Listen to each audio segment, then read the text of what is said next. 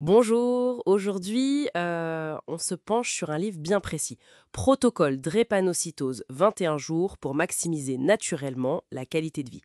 C'est de Jean-Louis Dessous. On va s'appuyer sur des extraits du livre, hein, la préface, l'intro, des chapitres clés. L'objectif, en fait, c'est de bien comprendre son approche, une approche intégrative, pratique, pour améliorer le quotidien quand on vit avec la drépanocytose.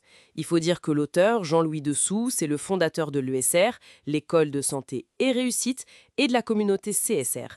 Il a une sacrée expérience, plus de 15 ans, notamment avec les compléments Forever Living, et ce livre, c'est un parmi plus de 60 autres sur la santé interne. Donc, c'est vraiment pensé comme un guide pour plus d'autonomie, de bien-être. Oui, c'est tout à fait ça. Et pour resituer très vite, la drépanocytose, ça touche les globules rouges. Imaginez le sang comme une rivière. Normalement, les globules, ils sont ronds, ils glissent bien. Avec la drépanocytose, ils peuvent devenir raides en forme de fossiles. Et là, paf, ça crée des emboutteillages dans les petits vaisseaux. C'est ça qui provoque les douleurs, les complications. L'expérience de l'auteur, justement, elle vise à donner des clés pour mieux naviguer cette rivière, si on veut. D'accord. Et cette fameuse approche intégrative, alors, qu'est-ce qu'elle a de spécial selon lui? On sort un peu de la gestion de crise classique. Ah oui, complètement. L'idée maîtresse, c'est d'agir sur ce qu'il appelle le terrain intérieur. Ça veut dire quoi? Ça veut dire ne pas seulement réagir aux crises, mais bosser en amont, sur des choses comme la nutrition, l'hydratation super importante, l'équilibre du microbiote intestinal, renforcer l'immunité, gérer le stress aussi. C'est une vision vraiment globale à 360 degrés pour rendre le corps plus résistant, quoi. Intéressant. Le livre, il est structuré comme un parcours, j'ai cru comprendre. Quelles sont les grandes étapes? Oui, c'est un cheminement. Ça commence par bien comprendre la maladie, identifier ce qui peut l'aggraver, la déshydratation, le froid, certains stress. Mais aussi, et c'est important, ce qui peut protéger.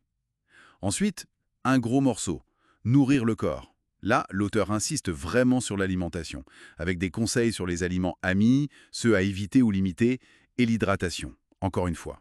Puis, on entre dans le soin du terrain intérieur, microbiote, immunité, gestion de l'inflammation. Justement, cette histoire d'aliments amis-ennemis, ça m'intrigue. Il donne des exemples concrets dans le livre, peut-être des choses auxquelles on ne pense pas forcément. Oui, oui, bien sûr. Sans faire toute la liste, il va par exemple souligner l'importance des aliments plutôt alcalinisants, anti-inflammatoires.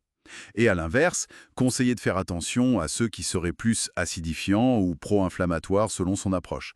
Le but, c'est de donner des repères, hein, des repères clairs pour que chacun puisse adapter son assiette au quotidien. Et après ça, le livre aborde aussi la prévention des crises elles-mêmes, comment repérer les signes avant-coureurs, mettre en place des routines d'alerte, ce genre de choses. Très pratique en effet. Et pour la vitalité, la fatigue chronique, c'est souvent un gros problème. Il en parle. Absolument, c'est un chapitre essentiel. Comment gérer son énergie au quotidien? Quelle activité physique choisir? Une activité adaptée, bien sûr. Comment améliorer son sommeil? Le renforcement de l'immunité aussi pour éviter les infections, c'est un point spécifique. Et il n'oublie pas le côté psychosocial. Les émotions, la scolarité pour les plus jeunes, la famille, tout ça en lien avec le suivi médical, bien sûr. Il insiste sur le dialogue avec les médecins. D'accord. Et on arrive au fameux chapitre sur le protocole Forever. Vu son expérience, comment ces produits sont-ils intégrés dans cette vision globale? Alors ils sont présentés comme des alliés potentiels, hein, toujours en complément du reste. Par exemple, le gel d'aloe vera, il le suggère pour l'hydratation, une hydratation profonde. Il utilise l'image d'eau vivante. L'argi+, qui contient de l'arginine, est présenté comme un soutien pour la microcirculation. L'arginine aide à produire de l'oxyde nitrique qui aide les vaisseaux à se dilater un peu. Il y en a d'autres pour l'énergie, l'immunité. Mais, et c'est crucial, il martèle que c'est un soutien complémentaire, à discuter avec son médecin, à personnaliser. Ce n'est pas une baguette magique. C'est bien noté. Le côté pratique, l'autonomie, ça semble vraiment être le fil rouge. Tout à fait.